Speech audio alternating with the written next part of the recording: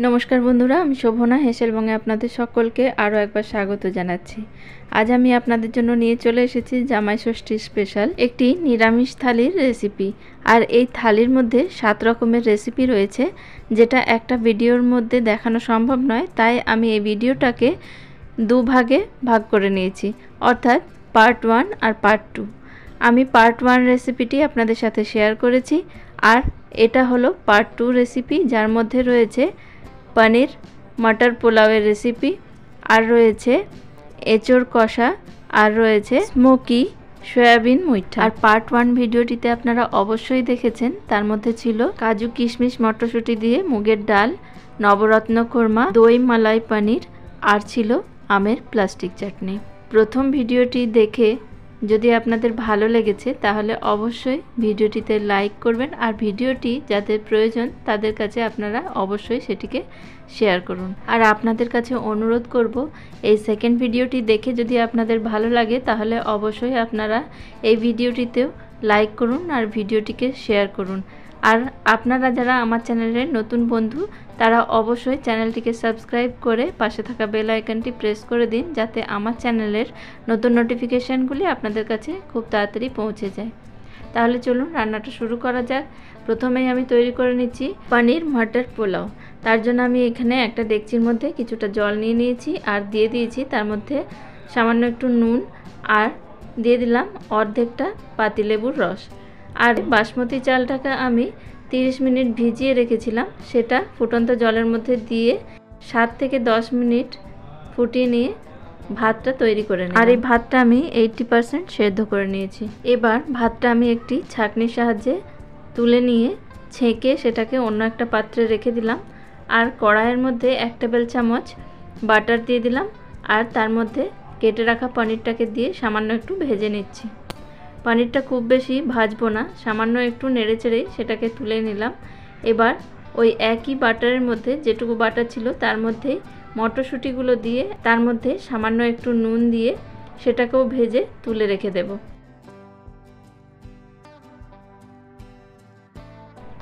খুব বেশি লাল করে কোনোটাই ভাজার দরকার নেই, এগুলোকেও আমি সামান্য একটু নেড়েচেড়ে তারপরে তুলে নিলাম। এবার ওই একই প্যানের মধ্যে আমি 1 চা চামচ ঘি দিয়ে দিলাম, তার মধ্যে দিয়ে দিলাম শাহজিরে কিছুটা। শাহজিরে ফোড়ন দিয়ে সেটাকে একটু নেড়েচেড়ে নিয়ে তার মধ্যে দিয়ে দিলাম সামান্য একটু আদা বাটা, এখানে আপনারা আদা কুচিও ব্যবহার করতে পারেন। আর দিয়ে দিলাম দুটো কুচানো কাঁচা লঙ্কা আর সামান্য একটু নুন দিয়ে দিলাম পরিমাণ মতো আর দিয়ে দিলাম একটুখানি গোলমরিচ। নুনটা দেখেই দিতে হবে কারণ ভাত যখন সেদ্ধ হচ্ছিল তখন আমরা নুন দিয়েছিলাম তার মধ্যে। আর দিয়ে দিলাম সামান্য একটু গরম মশলা। মশলাগুলোকে একটু ভালোভাবে নেড়েচেড়ে নিয়ে একটু কষিয়ে তার মধ্যে দিয়ে দিচ্ছি সেদ্ধ করে রাখা চালটা দিয়ে খুব হালকা হাতে খুব ভালোভাবে মিশিয়ে নিচ্ছি একবার। আর আপনাদের কাছে ভিডিওটি শেষ পর্যন্ত দেখার অনুরোধ করব কারণ ভিডিও শেষের দিকে রয়েছে আপনাদের জন্য দুর্দান্ত একটি রেসিপি। ভাতটা দেওয়ার পরে খুব বেশি নাড়াচাড়া করা যাবে না এটাকে, তাহলে ভাতগুলো ভেঙে যাবে, তাই সামান্য একটু হালকা হাতে মিশিয়ে নিয়ে তারপরে ওপর থেকে ভেজে রাখা মটরশুঁটি আর পনিরগুলোকে দিয়ে দিতে হবে। এবার আবারও একটু সামান্য মিশিয়ে নিয়ে তারপরে ওপর থেকে দিয়ে দিলাম আমি 1 চামচ গুঁড়ো চিনি। অবশ্যই আপনারা এখানে গুঁড়ো চিনি ব্যবহার করার চেষ্টা করবেন কারণ এখানে যদি আপনারা দানা চিনির ব্যবহার করেন তাহলে চিনিটা গলতে একটু টাইম লাগবে আর সেটাকে আপনাদের খুন্তির সাহায্যে মেশাতে গিয়ে ভাতগুলো ভেঙে যাওয়ার ভয় থাকবে। সেই জন্য গুঁড়ো চিনি দিয়ে দিলাম, দিয়ে একটুখানি মিশিয়ে নিয়ে তারপরে 2 মিনিট মতো ঢাকা দিয়ে রেখে দিয়েছিলাম। দেখুন আমাদের পোলাও একদম রেডি হয়ে গেছে। এবার এটাকে ঢাকা দিয়ে আমরা কিছুক্ষণ স্ট্যান্ডিং টাইমে রেখে তারপর সার্ভ করে দিলাম। তৈরি হয়ে গেল আমাদের দুর্দান্ত স্বাদের পনির মটর পোলাও। এবার আমরা তৈরি করে নেব এঁচোড় কষা। তার জন্য নিয়ে নিয়েছি 500 গ্রাম মতো এঁচোড়, সেটাকে একটু বড় টুকরো করে কেটে নিয়েছি। আর এটাকে এবারে প্রেসার কুকারে আমি সামান্য একটু নুন আর হলুদ দিয়ে সেদ্ধ করে নেব। এঁচোড়টাকে খুব বেশি সেদ্ধ করার দরকার নেই, আমি এখানে একটা সিটি দিয়ে নেব। আপনারা চাইলে এটাকে কুকারে সেদ্ধ না করে অন্য একটি পাত্রে নুন আর হলুদ দিয়ে ঢাকা দিয়ে 5 থেকে 7 মিনিট সেদ্ধ করে নিতে পারেন। নুন আর হলুদ দিয়ে দিলাম এখানে, দিয়ে সামান্য একটু জল দিলাম, দিয়ে ঢাকনা দিয়ে এটাকে সেদ্ধ করতে দিয়ে দিচ্ছি। দেখুন এঁচোড়টা সেদ্ধ করে নিয়েছি। এঁচোড়টা আমি আপনাদের দেখিয়ে দিচ্ছি কিভাবে কতটা সেদ্ধ হয়েছে। এরকমভাবে যদি হাতের সাহায্যে আমি একটু প্রেস করছি তাহলে দেখুন এঁচোড়টা একদম গলে যাচ্ছে। এবার অন্য একটি পাত্রের মধ্যে আমি দিয়ে দিচ্ছি 1 টেবিল চামচ সর্ষের তেল। তার মধ্যে আমি এঁচোড়টাকে দিয়ে দিলাম, দিয়ে এটাকে হাই ফ্লেমে একটুখানি কাশ্মীরি লঙ্কার গুঁড়ো দিয়ে ভেজে নিচ্ছি।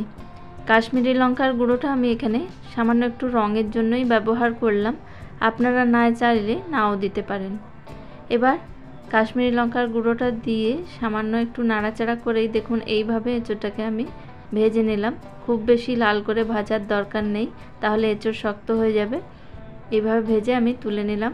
এবার ওই একই প্যানের মধ্যে আমি 2 টেবিল চামচ সর্ষের তেল দিয়ে দিচ্ছি। এবার ওই তেলের মধ্যে আমি একটা শুকনো লঙ্কা, জিরে, একটা তেজপাতা আর সামান্য একটু হিং দিয়ে ফোড়ন দিয়ে দিলাম। ফোড়নটাকে কিছুক্ষণ একটু ভেজে নিয়ে তারপরে এর মধ্যে আমি দিয়ে দিচ্ছি সামান্য একটু আদা বাটা।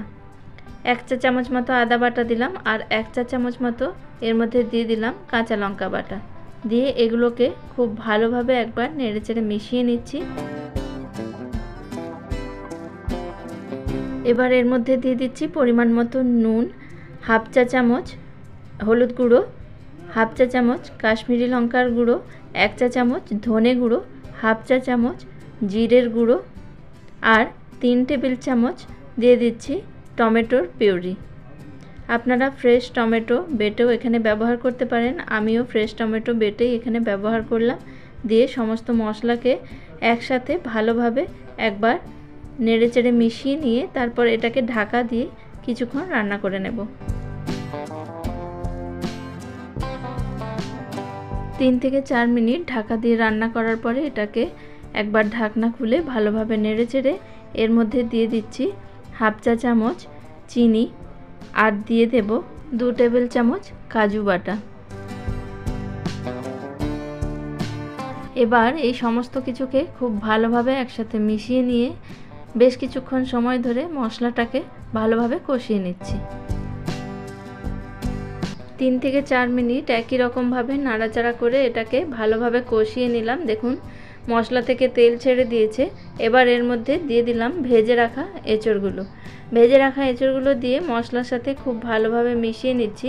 আর মশলাটা যাতে পুড়ে না যায় সেজন্য এর মধ্যে সামান্য একটু জলের ব্যবহার করলাম। 1 টেবিল চামচ মতো জল এর মধ্যে দিয়ে ভালোভাবে নাড়াচাড়া করে আবারও এঁচোড়ের সাথে মশলাটাকে খুব ভালোভাবে কষিয়ে নিয়ে তারপর এর মধ্যে দিয়ে দিচ্ছি পরিমাণ মতো জল। পরিমাণ মতো জল দিয়ে তারপরে এটাকে একটা ঢাকা দিয়ে কিছুক্ষণ রান্না হতে দেব।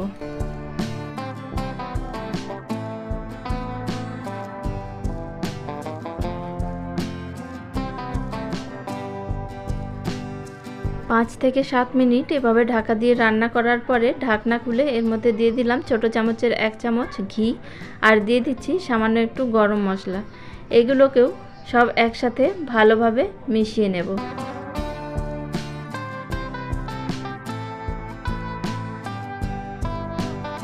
ঘি গরম মশলাটা দিয়ে খুব ভালোভাবে মিশিয়ে নেওয়ার পরে এটাকে ঢাকা দিয়ে আরও 2 মিনিট রেখে দেব। তারপর 2 মিনিট পরে ঢাকনা খুলে এটাকে আরেকবার ভালোভাবে নেড়েচেড়ে নিচ্ছি, দেখে নিচ্ছি এর মধ্যে কতটা গ্রেভি আছে। এটা সুন্দরভাবে তৈরি হয়ে গেছে। এবার এর মধ্যে আমি দিয়ে দিলাম কিছুটা ফ্রেশ ক্রিম, যেটা আপনারা স্কিপও করতে পারেন বা আপনাদের হাতের কাছে যদি ফ্রেশ ক্রিম না থাকে তাহলে আপনারা দুধের স্বর একটু মিক্সির জারের মধ্যে ভালোভাবে ঘুরিয়ে নিয়ে সেটা ব্যবহার করতে পারেন।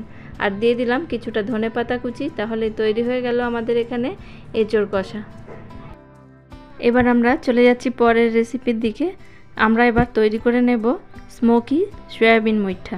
মুইঠাগুলো তৈরি করার জন্য আমি প্রথমে এখানে একটা পাত্রের মধ্যে কিছুটা জল দিয়ে ফুটিয়ে নিয়েছিলাম আর এই ফুটন্ত জলের মধ্যে আমি সয়াবিনগুলোকে দিয়ে দিয়েছি। এবার কিছুক্ষণ জলের মধ্যে সয়াবিনগুলো রাখার পরে এগুলোকে আমি ছেঁকে তুলে নিচ্ছি। তারপর এগুলোকে নর্মাল টেম্পারেচারের জল দিয়ে ভালোভাবে ধুয়ে নিচ্ছি।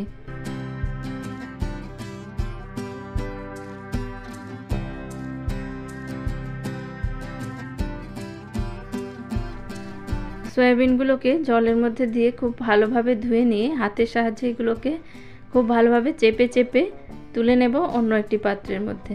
সমস্ত সয়াবিনগুলো আমি জল থেকে চেপে ভালোভাবে তুলে নিয়েছি। খেয়াল রাখতে হবে যাতে এর মধ্যে আর কোনো রকম জল না থাকে। একদম শুকনো করে এগুলোকে তুলে নিতে হবে।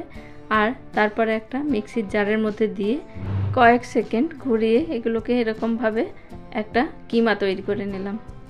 দেখুন এইভাবে ঠিক আপনারা কিমাটা তৈরি করে নেবেন। তারপরে এটাকে আলাদা একটা পাত্রের মধ্যে নিয়ে নিচ্ছি যাতে মুইঠাগুলো তৈরি করে নিতে সুবিধা হয়। এবার এর মধ্যে দিয়ে দেব কিছু গুঁড়ো মশলা, দিয়ে দিলাম সামান্য একটু হলুদ, একটুখানি লঙ্কার গুঁড়ো, আর দিয়ে দিচ্ছি ভাজা জিরের গুঁড়ো 1 চা চামচ, দিয়ে দিলাম সামান্য একটু গরম মশলা আর পরিমাণ মতো নুন। এবার দিয়ে দিচ্ছি এর মধ্যে সামান্য একটু আদা বাটা আর দিয়ে দেব 1 চামচ বেসন।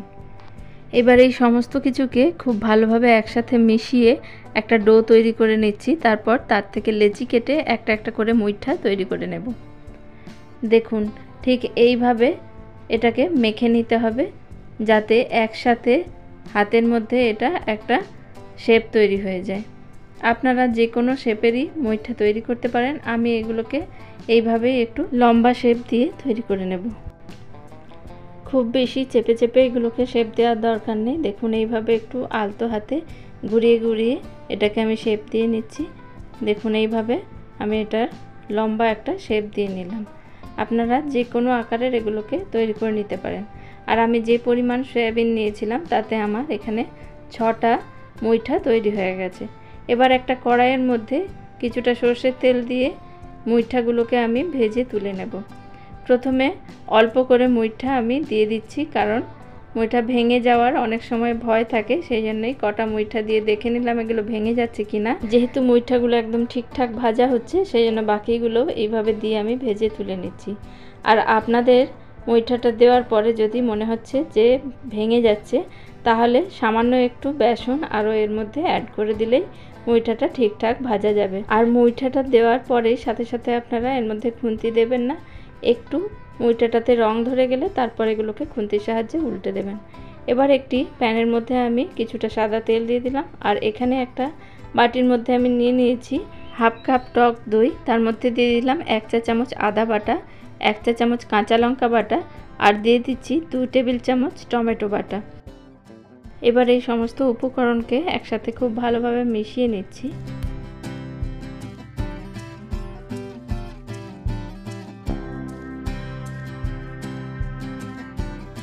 সমস্ত উপকরণকে খুব ভালোভাবে একসাথে মিশিয়ে নিলাম। এবারে সামান্য একটু কসুরি মেথি, যেটা আমি আগে ড্রাই রোস্ট করে রেখেছিলাম, সেটা হাতের সাহায্যে একটু গুঁড়ো করে এর মধ্যে দিয়ে আবারও ভালোভাবে মিশিয়ে নিচ্ছি। দেখুন সমস্ত উপকরণকে খুব ভালোভাবে একসাথে মিশিয়ে নিয়েছি। এদিকে তেল গরম হয়ে গেছে, এর মধ্যেই মশলাটা দিয়ে দিলাম, দিয়ে ভালোভাবে খুন্তির সাহায্যে নাড়াচাড়া করে মিশিয়ে দিয়ে এর মধ্যে দিয়ে দেব বাকি গুঁড়ো মশলাগুলো। দিয়ে দিচ্ছি পরিমাণ মতো নুন, আর দিয়ে দিলাম সামান্য একটু হলুদ, আর দেব 1 চা চামচ মতো কাশ্মীরি লঙ্কার গুঁড়ো। এবার এগুলোকেও মশলার সাথে খুব ভালোভাবে মিশিয়ে নিয়ে কিছুক্ষণ সময় ধরে কষিয়ে নিচ্ছি। 3-4 মিনিট সময় ধরে এটাকে ভালোভাবে কষিয়ে নেওয়ার পরে একটা ঢাকা দিয়ে কিছুক্ষণ রেখে দেব। যতক্ষণ না মশলা থেকে তেল ছাড়ছে ততক্ষণ এটাকে ঢাকা দিয়ে রেখে দিয়েছিলাম। দেখুন কি সুন্দর মশলা থেকে সমস্ত তেল ছেড়ে দিয়েছে, তার মানে মশলাটা আমাদের একদম খুব ভালোভাবে কষানো হয়ে গেছে। এবার আমি এর মধ্যে দিয়ে দিচ্ছি 1 চা চামচ মতো ভাজা জিরের গুঁড়ো আর দিয়ে দেব কিছুটা গরম মশলা। এখানে আমি শাহি গরম মশলার ব্যবহার করেছি। এবার এগুলোকেও আরও ভালোভাবে একবার মশলার সাথে মিশিয়ে নিচ্ছি। তারপর এর মধ্যে দিয়ে দেব পরিমাণ মতো চিনি। আপনারা চাইলে যদি মিষ্টি পছন্দ করেন তাহলে চিনিটা একটু বাড়িয়েও দিতে পারেন, বা মিষ্টি যদি পছন্দ না করেন তাহলে চিনিটাকে স্কিপও করতে পারেন। এবার চিনির সাথে মশলাটাকে মিশিয়ে নেওয়ার পরে এর মধ্যে দিয়ে দিলাম মুইঠাগুলো দিয়ে মশলার সাথে ভালোভাবে মিশিয়ে নিচ্ছি। এবার আমি এর মধ্যে দিয়ে দেব পরিমাণ মতো জলটা দিয়ে আবারও মুইঠা আর মশলার সাথে খুব ভালোভাবে মিশিয়ে নেব। এই থালির মধ্যে আপনারা যে ভাজার রেসিপিগুলি দেখলেন সেগুলো আর আমি শেয়ার করলাম না, যেহেতু এর আগেও আমি একটি নিরামিষ থালির রেসিপি শেয়ার করেছি যেখানে 5 রকমের ভাজার রেসিপি রয়েছে। ভিডিওর লিংক আমি ডেসক্রিপশনে দিয়ে দেব। এবার আমি এর মধ্যে দিয়ে দিচ্ছি কিছুটা ধনেপাতার কুচি, দিয়ে এটাকে ঢাকা দিয়ে কিছুক্ষণ রান্না হতে দেব। 4 মিনিট মতো এটা রান্না করার পরে এর মধ্যে দিয়ে দিচ্ছি সামান্য একটু বাটারটা দিয়ে ভালোভাবে মিশিয়ে নিচ্ছি। দেখুন খুব সুন্দর একটা গ্রেভি তৈরি হয়ে গেছে। আপনারা যে যেরকম গ্রেভি পছন্দ করেন সেই অনুযায়ী গ্রেভিটা রাখবেন। আমার এখানে এই গ্রেভিটাই ঠিক মনে হয়েছে, তাই এই পর্যায়ে আমি বাটারটা দিয়ে তারপরে এর মধ্যে একটা ছোট বাটি বসিয়ে দিলাম। আর অপরদিকে আমি একটা কয়লাকে পুড়তে দিয়েছিলাম, সেই জ্বলন্ত কয়লাটা এর মধ্যে দিয়ে এর ওপরে আমি হাফ চা চামচ মতো ঘি দিয়ে দিলাম, যাতে এর মধ্যে একটা স্মোক তৈরি হয়। তারপর ওপর থেকে সাথে সাথেই একটা ঢাকা দিয়ে দিলাম। এই স্মোকটা পুরো তরকারিটার মধ্যে একটা সুন্দর ফ্লেভার নিয়ে আসবে, যেটার জন্যই আমি এখানে এটার নাম দিয়েছি স্মোকি সয়াবিন মুইঠা। তাহলে বন্ধুরা, আপনাদের কেমন লাগলো আমার এই জামাই ষষ্ঠী স্পেশাল নিরামিষ রেসিপিগুলি আমাকে অবশ্যই কমেন্ট করে জানাতে ভুলবেন না। আর ভিডিওটি ভালো লাগলে অবশ্যই একটি লাইক ও শেয়ার করুন।